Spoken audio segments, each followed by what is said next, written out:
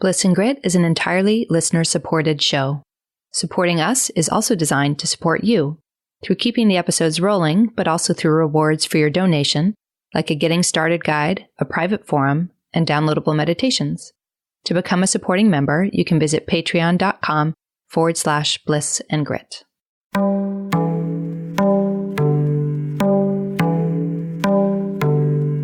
Hello, beautifuls. You're listening to Bliss and Grit. I'm Brooke Thomas, and I'll be joined soon by my dear friend and co-host, Vanessa Scotto. On the show, we are talking about being on the embodied spiritual path and what does that mean? What is a real evolution of our lives? How do we ultimately embrace everything? The beauty and crazy, the joys and the messes, the bliss and the grit that is a human life. And we are still very enamored over here of our weekend on retreat with Matt Kahn.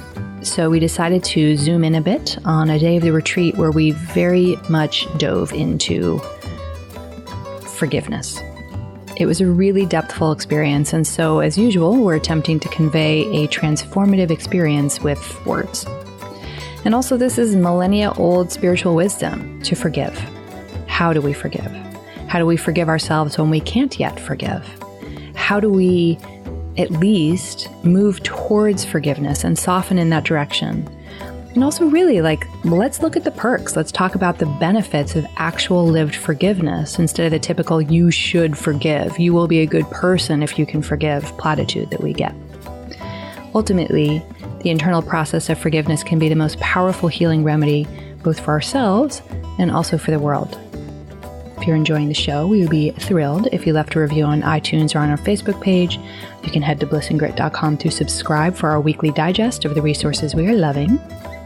Or you can become a supporting member and get all of the perks that we offer for that at patreon.com/bliss and grit. And the last thing, those of you who are new here, sometimes we curse. So if you're in company where you don't want that to be heard, you can wear headphones. Okay, here we go. Hi, Brooke. Hello, beautiful. Well, we're still very into what we got out of the Matt Kahn retreat, aren't we? Mm-hmm. So today we're going to talk about forgiveness, because actually this whole year we've been exploring forgiveness, right? It started with Kieran Trace and a class we did with her called Accelerated Healing. And it continued through with Matt's retreat and some really interestingly powerful exercises with forgiveness, which is kind of the thing with Matt, right? Like he was talking about the breath, and you're having all of these ahas on something so simple as the breath. Mm-hmm. And now he is talking about forgiveness, which duh, we all know about. We've heard it all before. Right. Breath, forgiveness. Yes. Yeah. But why don't you throw in love? And sure. Love. Be nice to people. Right. And there we have it. So seems so spirituality 101, and yet totally profoundly life-changing, which is possible that it's just kind of the words he's using to enter that state. It's possible that it was the energy of the moment as the exercises are coming through. And of course, it's possible that it was the right medicine for us at the right time. But I've been working with this with my clients since that moment and have seen that a lot of people are being impacted by it. So I thought we'd begin with me just reading some of what we got out of Matt's talk, and then we could just dive into the conversation. Sounds perfect. Sounds amazing. Sounds amazing. You're doing it just right, Vanessa. Okay, here we go. Okay, so this is all paraphrasing / quoting Matt. One never knows how good my notes are, but they're close to quotes. So what Matt said was, the act of I forgive you, the words and energy of I forgive you, wipes the slate clean in another human's energy field. Something you do inside. We forgive so that we don't need darkness to motivate our life to shine brighter. That one is Let's- such a like, I know. Let's just say it again. Yeah. You zoned out. We forgive so that we don't need darkness to motivate our life to shine brighter. Oh, hell. Yeah. Across the board. Like, let's not use darkness as the only motivator in our life. Okay, let's go on to the next powerful quote. Judgment is the withholding of forgiveness of those in pain. Man, that one is so good too.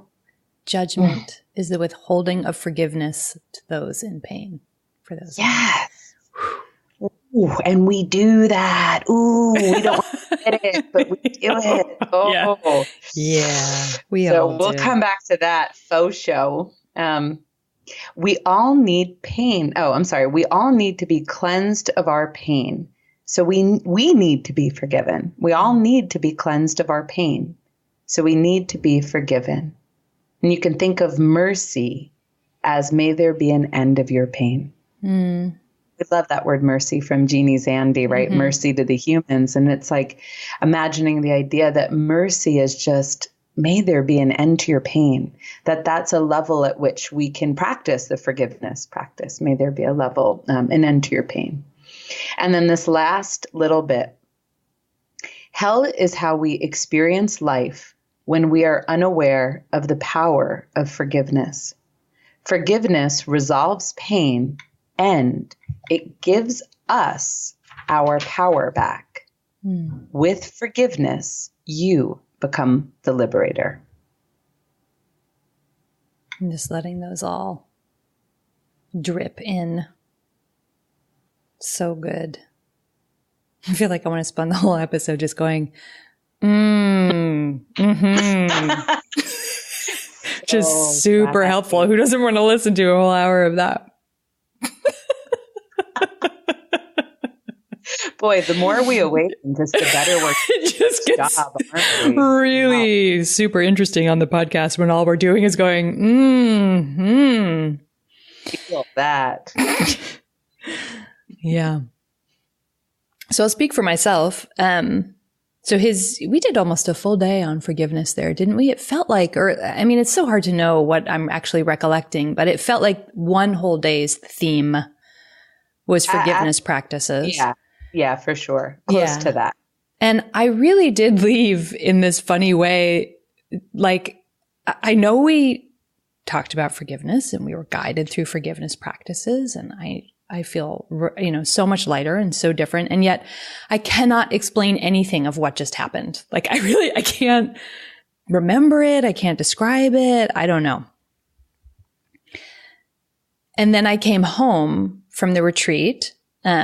Those of you who've been on retreat before probably know the old post-retreat high. And then there's that moment in retreat, which I do every time, where I'm like, this time I'm going to be able to keep it. Like this time I'm going to go home and I'm going to stay in heaven, right? And I instantly got pressurized into exactly where I can't forgive. And it wound up being two main areas. And one is where I can't forgive myself.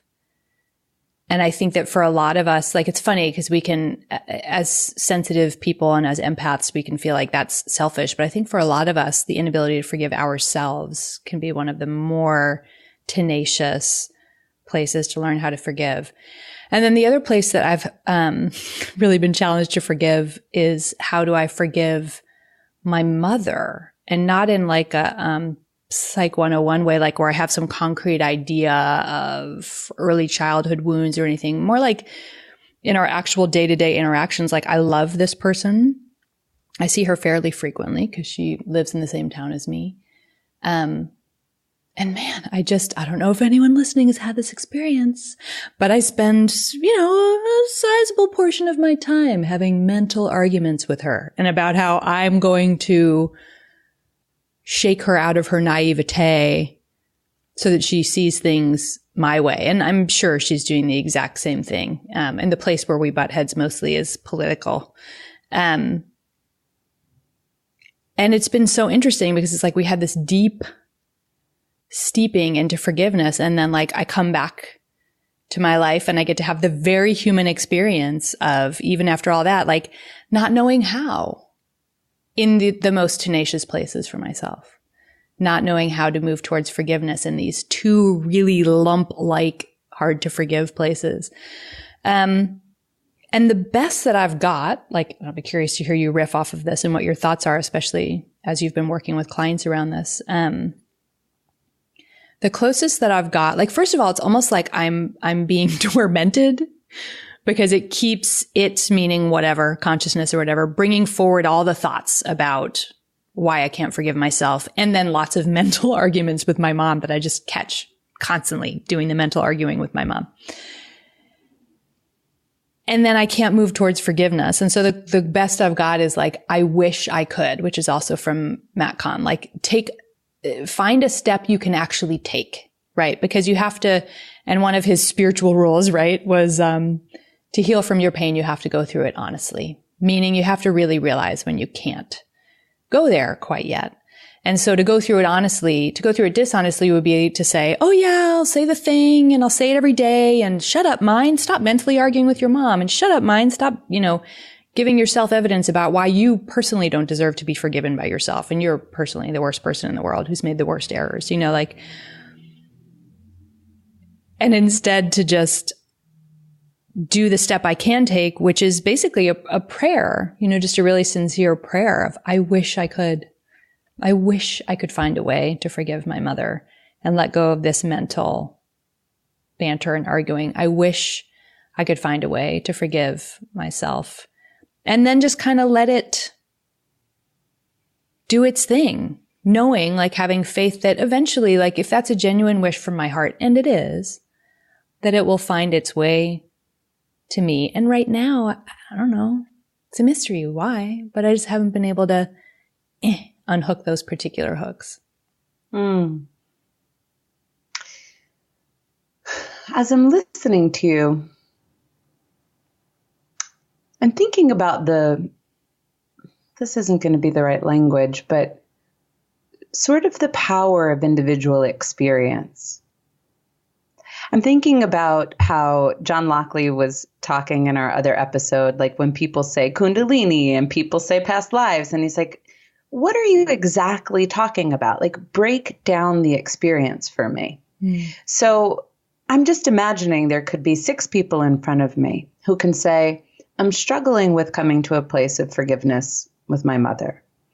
And for all of them, it may be a little texturally different, right? So, I get curious about, like, well, where does the blockage come for someone? So is it, I don't even want to forgive them, but I want to? Is it every time I try to picture her, I shut down? Is it, I can't find the words?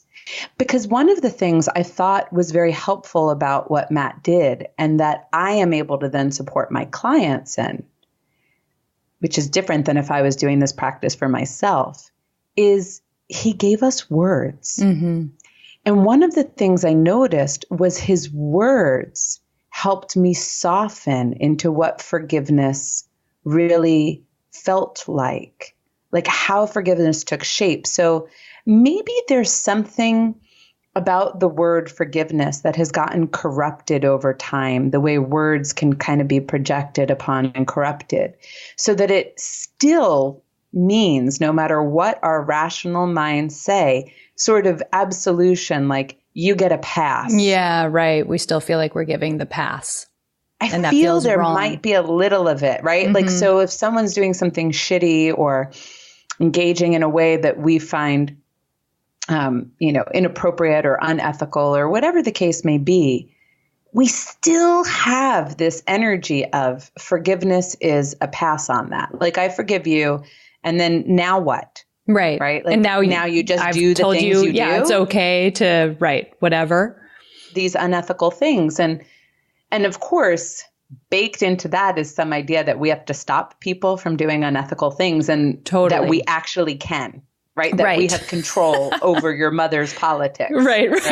Yeah. That my mentally arguing with her, or tangibly, in person with my voice, will change anything. Has the power, right? If only Yeah. you could just find the right words. So you can't forgive her because you have to stay in this argument, because if you don't, she won't change. And then I'm abandoning yada, humanity. yada, yada. Right. And the world will be a shitty place, and you've done it Yeah. by not changing your mother's mind. And of course, so there's all sorts of little hooks baked in, like I actually have some control, like shaming another human being for what they're doing that's shameful actually changes something. Right. Like if only I could show you the error of your ways. You're wrong. Yeah. So we have all of those little things. But what I appreciated about when he gave us words, so let's say I picture someone in front of me that I want to forgive who's hurt me. And I say, I forgive you for not knowing better. Mm-hmm. I forgive you for thinking that being in control was the way to be. Mm-hmm. I forgive you for not seeing my feelings. I forgive you for your humanity, right? I forgive you for thinking that the way you were taught to do things is the way to continue to treat people. And so all of a sudden, when the actual words are coming in, like Matt offered us, right, there's something that begins to kind of soften in me, like something rearranges so that it's not this idea of I absolve you for being a shitty person and doing shitty things. It's this remembrance. Oh my God, we are all so hurt and confused. And we've all forgotten how sacred we are and how precious we are and how it's right there for us to be happy. It's right there, and we've forgotten. And we've somehow come to think that if only we taught someone the right way, or we shamed someone, or we controlled them, or whatever, we've come to think something erroneous will be the answer. And in fact, we're just hurting people. Mm-hmm. And so once I start to see it through the lens of mercy to the humans, like, oh my God, we are all doing this, all of us. Something in me began to soften, where forgiveness didn't feel like some mental exercise like that we got at some point, maybe in church or, maybe in Buddhism 101 that said, to be a good person, forgive people, because, to not forgive people is like swallowing poison. You know that old saying? Yeah, it's something sure. like not and forgiving hoping someone that the other person dies. Yeah. Yeah. And okay, that's a great idea. But where does that leave me when I don't feel ready? It just leaves me feeling like somehow I'm failing at being a good spiritual person. Mm. But something about this felt like a softening agent where I can meet myself and the other in that exact same moment in mercy to the humans. Yeah. And it's a funny exposure of this little narcissism that I think we can all have. I'm sure plenty have transcended this as well. But for most of us, it's like the people who deserve forgiveness are the people who are suffering the way I suffer, or the way I think good people suffer, right? You know, like the people who made a mistake or are heartbroken or, feel like they're the worst when really they're just a divine, gorgeous being. It's like they all deserve forgiveness. Somebody who sees the error of their ways. Of course, I forgive, sweetheart. You see the error of your ways, I forgive you. And it's really that simple thing that Matt is such a powerful teacher of. It can be a boring sentence, but when you really live it, it's like we all deserve more love, not less. All of humanity. And when we do what is our natural human instinct for most of us, and we split people into categories of good and bad, when we get engaged in the suffering pissing contest, who's suffering the most, who's suffering the most righteously, who's allowed forgiveness and who's not allowed forgiveness, we just keep these things in play in the way that his quote, it's like, so that the darkness gets held in place, right? Because if we can't forgive, or if we can only forgive the people who fit into our category of what is deserving of forgiveness. And, we're all human beings. So I'm not saying that that's easy peasy. I mean, like I said, I'm struggling with that myself right now. That's something that I'm really, praying to find a way to open my own heart, and to forgive the cast of characters that I watch parade across the New York Times every day. That's a lived practice, but as long as I keep putting people into camps of the deserving and the undeserving, it holds darkness in place in myself. But I would also say in the world, it's an infection that can't be healed. It just keeps agitating. That's right.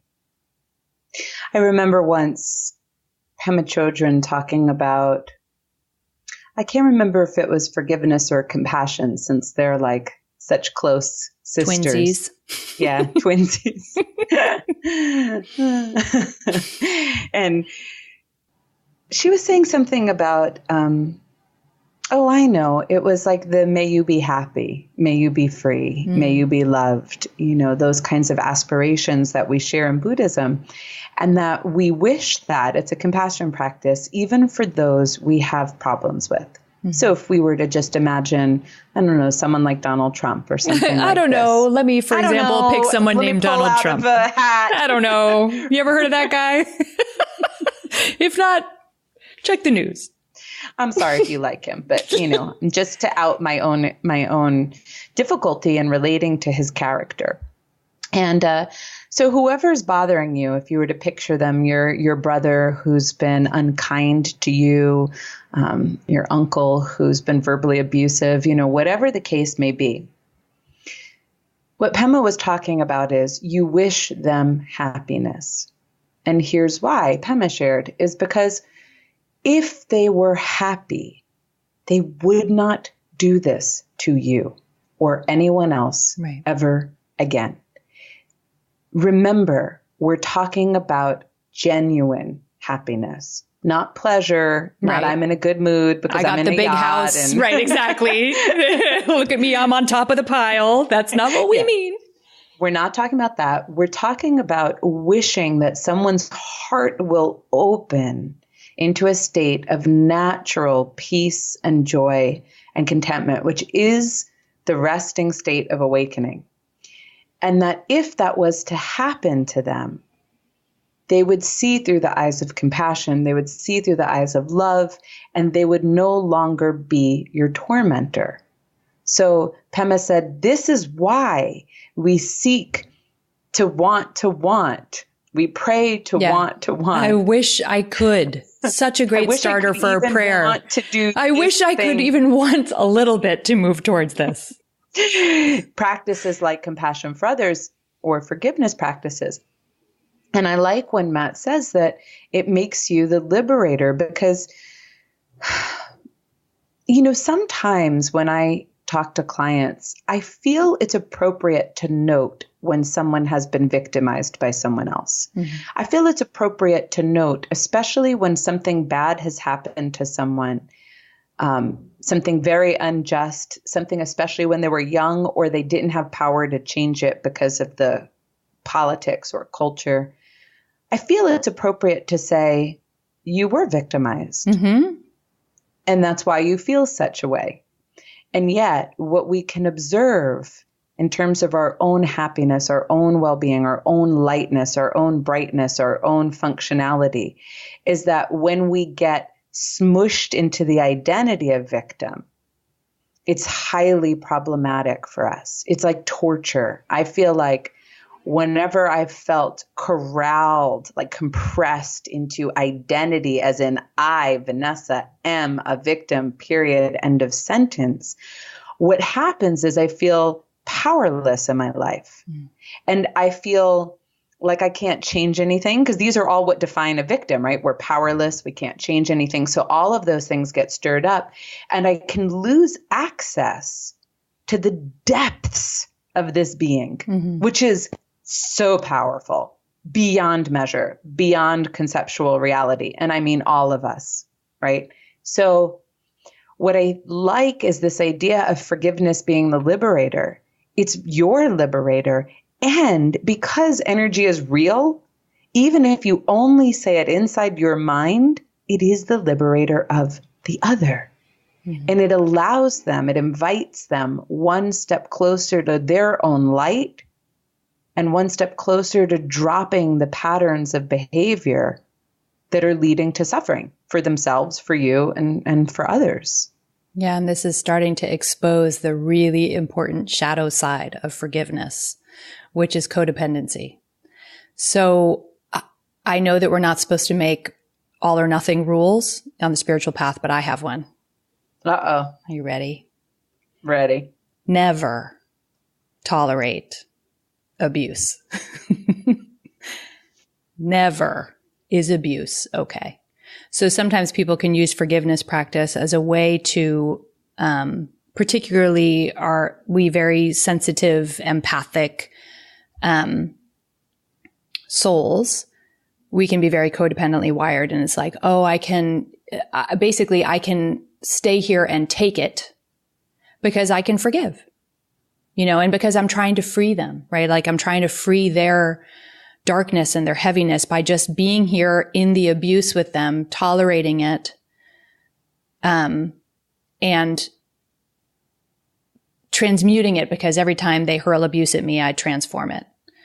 I would say never tolerate abuse. So get yourself safe, get yourself out of any abusive situation, a boss, a family member, a partner. And you can absolutely forgive them. You can forgive yourself for whatever circumstances allowed you to believe that that's what you deserved in whatever kind of relationship it was. And you can wish them all kinds of, heart opening and healing, and you can forgive them for everything. So you can offer all those things to them, but from a distance, not within the context. What did Matt say? He had this great quote once that was like, your heart is not an orphanage. Yeah. And he was also talking at some point about like, we don't need to just be, as empaths, as spiritually sensitive beings, the cosmic janitors, mopping up the darkness because we have the capacity to do that. And because we think about these things, like maybe we could anchor the light, maybe we could go live in the light and not have to mop up the darkness. We can forgive the cause of the darkness, but we don't make our hearts an orphanage. So that's my always true rule, in my opinion. Yeah, I mean, you can, I don't know, the right word cannot possibly be deal with the darkness, but you can mop up the darkness energetically through breathing practices. You do not have to stay in relationship to abuse or to something dark. I know I always go back to Ram Dass's teacher, Maharaji, saying, you can kick them out of your life, just don't kick them out of your heart. So you can pray for people, right? You can pray for people. You can find forgiveness practice. You can hope that they will see the light of their nature. Right. And have faith in them living their own divine human life in whatever way it unfolds, that you're not in control of that, that you can control them into goodness. And I mean, ultimately, if we uncover it and really look, there is like this selfish desire, right? That I'll get what I want, that I'll get the partnership with this friend, boss, partner, family member that I want, where they magically transform into, you kiss the frog and yay, prince, But we have to kind of let go of that fairy tale and just let them live their own divine life and have faith that they can. Yeah. Or we can be stuck in shame that we don't deserve more than that and all of this. I mean, that's where some of the self-forgiveness practices can come in, right? Because we can be so laden with this sense of I am bad, I am wrong. And most of us, if we had to defend that in court, all of the ways we are bad, probably have a laundry list of. We could do a pretty good job. Yeah. Yeah. 5 to 50 moments, that we could bring in at any given time, right off the top of our head of all the different ways that we're bad. And this practice of forgiveness starts to lighten your load. It starts to bring this sense of relief. Can you forgive your humanity? I mean, I think this all begins and ends with the expectations we have for ourselves and others. So if we expect perfect behavior, quote unquote, if we expect ourselves never to be angry, if we expect ourselves never to make a mistake, if we expect ourselves to make everyone happy, if we expect ourselves to never disappoint another human, then we will find reason to be dismayed with who we are, upset. And then we will try to allow that darkness to motivate us to be a brighter light. I will keep reminding you of all of the ways you have gone awry, you have been horrible. And in doing so, you will eventually become good, good enough to then deserve the light. And this whole line of thinking, which is only born of our ego survival mechanism, it only exists there, is hell. Yeah, this is hell on earth. Yeah. I mean, I get it. There are bigger versions of hell. I get it. But when you recognize that you are creating your own torment, that is its own unique kind of hell, because you're not even free in your own mind. Mm-hmm. You know, it's one thing to not be able to control your external circumstances, which can be its own unique kind of hell. But when you recognize you cannot even come close to yourself, you cannot even find shelter in your own heart, that is its own unique kind of hell. And if you can expand, sort of like, what game are you playing? Are you playing the game where you have to be perfect and never like upset a single human? Because if so, you're going to have a very hard time forgiving yourself.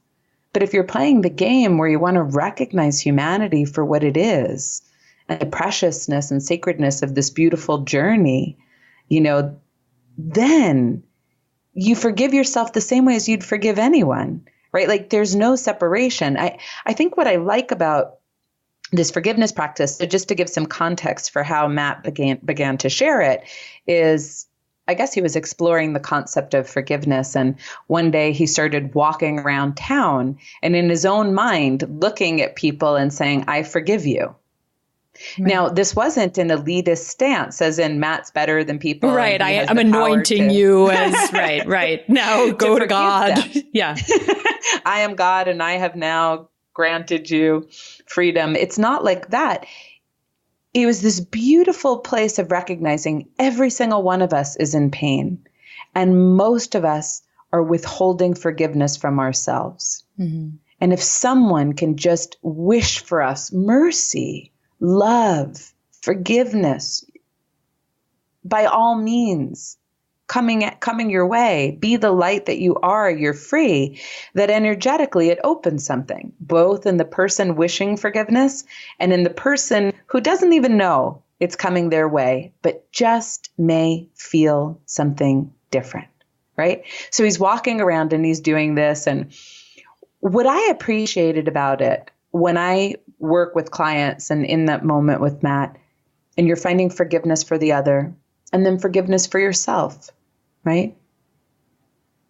For example, maybe forgiveness for someone yelling at you all of the time, and then forgiveness for yourself that you've held on to that for so long, that you've then started to yell at yourself and abuse yourself, that you started to have self-esteem issues that ran you down a bad path, right? So as you do that, this whole practice to me is a oneness practice. Mm-hmm.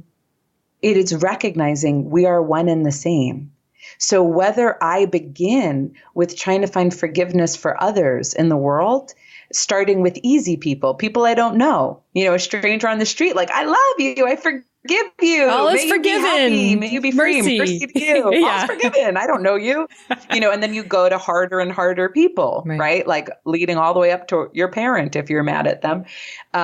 Or whether you start with yourself, a practice at home of turning towards yourself with kindness and saying, I forgive you for not knowing better. Either way, it's all coming back to each other.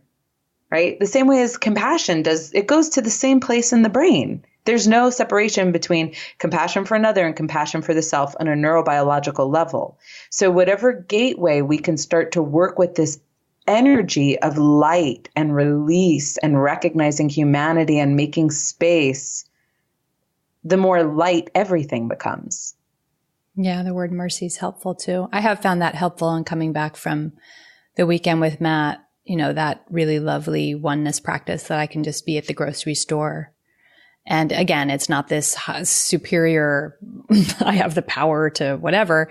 It's just this very sweet, like some random person, all is forgiven. Because we know that we all have shame wounds and, mercy to you, mercy to all of us. It's really, really nice. It really changes the quality of my day. Yes. Yeah. Mercy to the humans. Mercy to the humans. And Ho'oponopono, because you touched on that in the beginning, that's something we did. It's a Hawaiian forgiveness practice, but Kieran Trace, who we've worked with, had kind of adapted it in her own way. And it's really beautiful to do that towards the self, like your present self, doing it to the past self, if there's something that happened in the past that you can't forgive yourself for. And just to imagine these different parts of yourself talking to each other. Or if it's not you having difficulty forgiving yourself, one of the things that I think we both found really touching was God saying it to you in the past and you saying it to God. So Ho'oponopono is saying these phrases. I am so sorry. Please forgive me. I love you. Thank you. And you go through this ritual where you're repetitively saying this, or this is how we did it with Kieran Trace. So if you can imagine something really awful happens to you in the past where you felt abandoned by God. And I think a lot of us have those experiences, like, where the fuck were you when that all went down? Consciously or unconsciously? Exactly. And I think particularly, like, I was going to say our child minds especially can do this, but I think that this happens at any age. So I rescind that. Can you imagine a very tender God just saying to you, like, I am so sorry? Not because God messed up, right? But just because God has tenderness. And God, I don't mean the guy with the white beard and the clouds passing judgment. Like, we can just talk about the fabric of all things, right? Like the energetic fabric of all things, saying to you, please forgive me. I love you. And thank you. Like, thank you for whatever you lived through and whatever that brought through for your life and for humanity, or you can go back and say it to yourself. Like, I'm so sorry, younger self, that you had to experience that. Please forgive me. Not because I, future you, screwed up, but like just this, please forgive me. Just this kind of on your knees, washing the feet with your hair, kind of anointing with oils, very sweet, tender movement towards the self.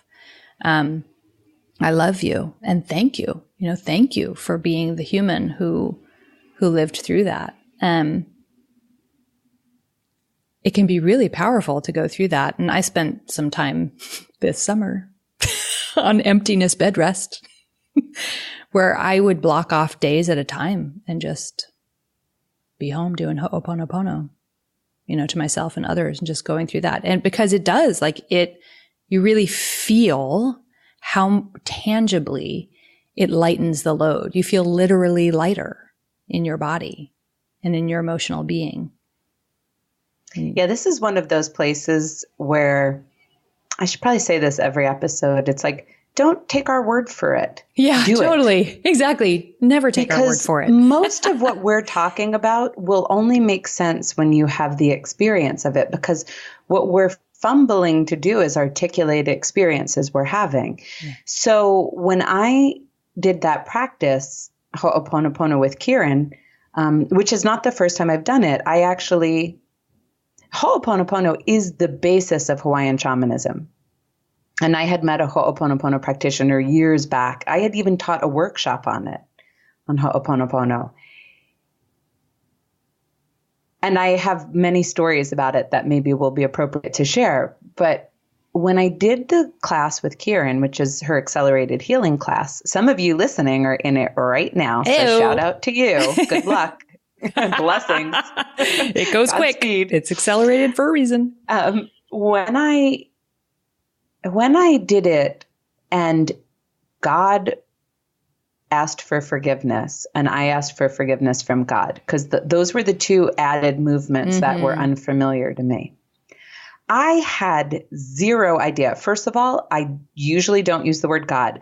I use it more now, and I've explained it in earlier episodes on the show, that even though I don't believe there's a being, a personified being that the word God usually represents, I like the word because it does stir a heart energy. It stirs an energy of devotion that sometimes just saying cosmos or life or universe doesn't evoke in me.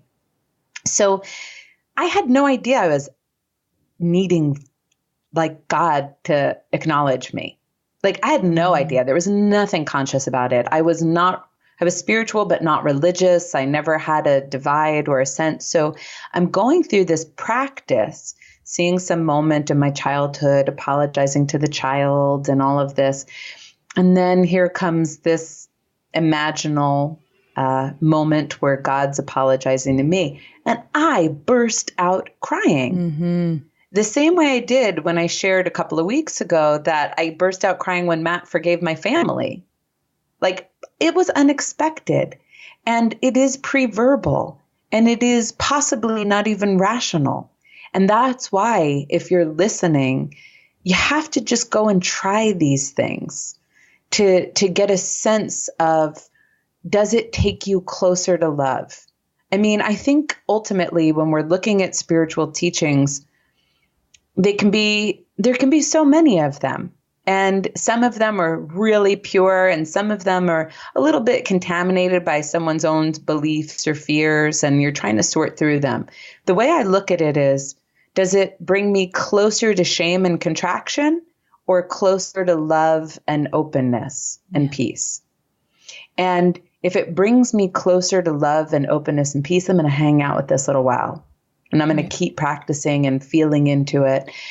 If it brings me closer to shame and contraction, something's gone awry. Either I'm misinterpreting, I'm seeing it through a lens or a pain body, or the teaching doesn't have the purity that it needs to have. It's not transmitting it quite right. So these practices bring you closer to love. And I remember, and I think I might have told this story once on the show, but I'm just going to tell it again. I remember when I first met this Ho'oponopono practitioner, who was a friend of mine. I had actually interviewed her. I had a show a long time ago called Map to Self. I forgot about that. Remember? I interviewed Brooke on that too. Oh, God, no, I think it was a vlog back in the vlogging. Back in the old vlogging days. Old vlogging days. And I interviewed this woman, and this woman had grown up with an alcoholic father, and kind of the painfully typical stories, like him taking her to bars and then forgetting her out in the car and like leaving her all night while he got drunk, and then having affairs, and, you know, just the really awful things that can occur when addiction is in a family. So she's telling me the story of her father, and I know that what we're talking about is forgiveness. So I'm mentally preparing for her to share the story of how she found the ability to forgive her father, which for many of us is a big moment, right? It's a big moment when it feels genuine that we can forgive someone. And instead, what she shared with me was how she went to him and did Ho'oponopono and asked him for forgiveness. So she approached him with, I'm so sorry. Please forgive me. I love you. Thank you. And I was like, what? Why are you asking him for forgiveness? You know, he's the shitty one, right? Here I am, judge and jury, right? He's the bad one. And what she described was that ever since he had done all the things he had done, she had been withholding from him, judging him, separating from him, not seeing him as sacred or divine, or even really, quite frankly, seeing his humanity. I'm putting words in her mouth now. And she apologized for that, for not being able to recognize that he was stuck, right? He was stuck in his own pain and his own devices, and to find mercy, right? To find the wish for mercy. And she apologized to him with this practice. And, it completely changed him, which was not her intention. It can't be for a genuine forgiveness practice, but can't be. God, if it doesn't happen. Sometimes alchemy is powerful. And she does that, and he winds up, this totally non-spiritual guy, studying Ho'oponopono, like going to her workshops, like really, really, it invited the light back in, and he was able to connect with his own seed of light. And I think that is really powerful for a lot of reasons. It takes us out of the victim seat. It gives us back our power by allowing us to be the liberator, right? To say, I don't have to pretend that I am still the young girl who is under your influence anymore. I don't have to hold on to that identity. I don't have to hold on to that role. I don't have to hold on to the darkness to motivate me not to be like you. I don't have to hold on to my judgment to make me safe from loving you because I'm afraid to love you, so I must judge you. I don't have to do any of that because I am light, right? I am one. I am universe. I am cosmos. And I'm just, her name was Jade, and I'm just Vanessa, but I don't need all of that anymore. So in that movement, she got to say, I just get to be me today, the light. And I am sorry. And I just thought that was so, so, so inspiring to me. And I went on, and there's a moment I've described before where, I had done something to my ex-boyfriend. I was just flirting with someone at the end of our relationship. I didn't cheat on him. It was nothing like that, nothing really crazy, and we were pretty clearly ending. But nevertheless, I was flirting with someone. And I feel like he had sensed that, right? So at one point, I wrote him Ho'oponopono. And a whole letter, not justifying myself, not justifying why I did it. I had a ton of good reasons, a lot of things he did, a lot of things in my past, that would justify it. I didn't do any of that. I just said, like, you know what, I'm sorry because you're this wonderful person and you certainly deserve more than that no matter what. And I deserve to do differently than that. I want to do differently than that. And I didn't do my light. And what happened was,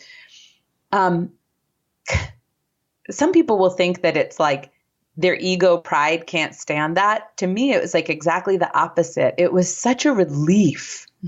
It was such a relief to just own that, like an honoring of my own humanity. Like, yeah, I get to be imperfect. I can admit it, right? And I can just simply say, I'm sorry, and do it with such a pure and sincere heart. And he felt gobs of relief. He said he felt better than he had in months because we had broken up like 6 months before when I did it. And I just think, that's the power of these practices. Yeah. And both of the stories that you shared really, really illustrate like what you were saying, does it take you towards contraction and shame, or does it take you towards opening and softening? And sometimes we can tell a story that opening and softening is just this opiate, like as a way to ignore suffering, move away from suffering and do the happy, fake spiritual person thing. But the reality is exactly what you're describing. When these things come through with sincerity, you move towards suffering with a very, very healing capacity. As opposed to, oh, thank you, I'll just take my opiate and go zone out in the corner now. You actually start to transmute these things because you become the light, right? Like you're able to actually heal these patterns in yourself and in others. And I just want to underscore that because I think sometimes we can tell the story of like that it's dangerous to move towards what feels like softening, opening, love, because we will abandon the suffering of humanity when in reality, it gives us the openness and the willingness and the capacity to move towards. Mm-hmm. It's funny. I just went through this with a friend of mine and, we sort of did an exercise. She was worried about that not to suffer with, if you don't suffer with, you'll sort of take your eye off of the ball and you'll go into la la land and you'll abandon people in their suffering. And when we did an exercise and she really reached like a samadhi state and then thought about someone who was suffering, there was zero abandonment. It just wasn't drowning with them. Yeah. Right. It just wasn't. And I don't mean that in a judgmental way. It just was like, if someone's really caught in fear and anxiety and pain, if I literally match you, we're both there. And that's actually not so helpful. So the person was able to be in empathy. Like, I feel you. I feel you. I feel for you. I feel what's happening. I recognize you, but not get lost in the emotion themselves. So it's not an abandonment.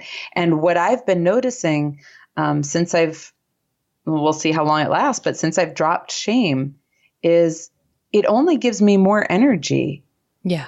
To show up for people. There's no lack of motivation. I didn't need to judge myself into being present and loving. Right. I mean, in fact, it didn't help at all. It did quite the opposite. Yeah. So get shut down and scared and you can't move towards. I mean, if you think about giving birth, you don't want a midwife that's like, I know it's terrible.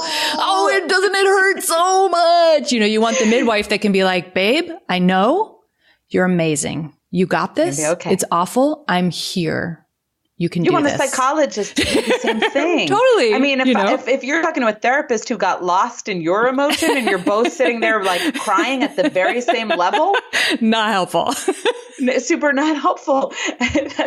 I mean, whenever I get to these kind of gunky moments, when you worry that to find spaces of forgiveness and compassion and love would mean to turn your back on engaging at the right level.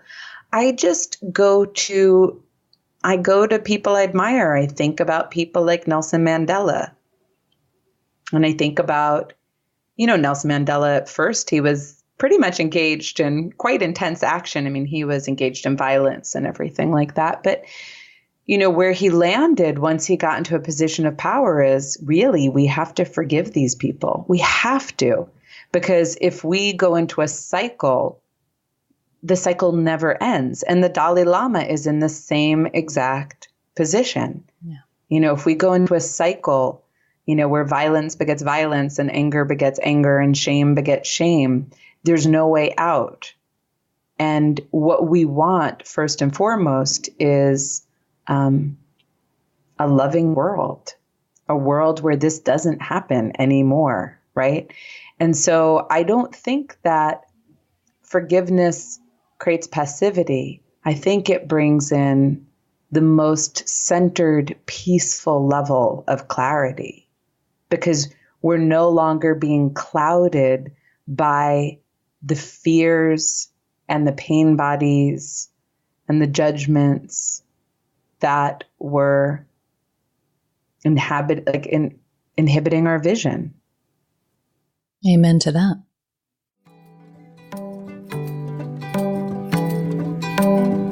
Thank you so very much for listening to today's show. The show notes, including any of the resources we mentioned, live at blissandgrit.com. If you go to the website and scroll down, you'll see each episode's separate post and the resources are in there. Our member platform is patreon.com/blissandgrit, where you can donate to the show and also get rewards for your support. And we also, for people who are in the forum, will post little random things that we find, notes from retreats we went on or questions that we're pondering, and just communicate with everyone who's there. So if you're wanting to engage with these topics in a deeper way, that's a really good place to go for a more immersive experience. Yeah, of course, we're also on Instagram and Facebook. And we are so very grateful for the reviews that you've written so far, for the membership support that you've provided, and for all of the notes that you send us. We'll be back next week. Thank you.